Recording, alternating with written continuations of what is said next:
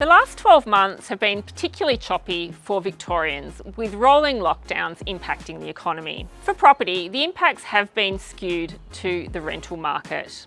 House prices have continued to grow, and in Melbourne they've risen by 5% over the past 12 months, and in regional Victoria they've increased by over 13%.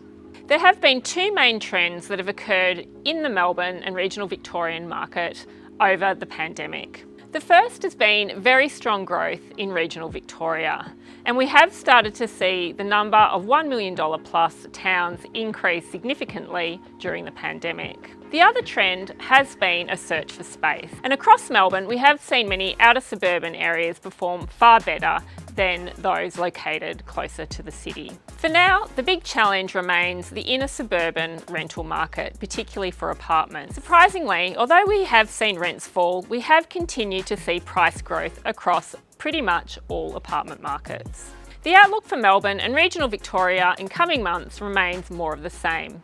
Continued price growth and improved performance in rental markets. For more information on the Melbourne and regional Victorian market, download the Ray White Now report on raywhite.com.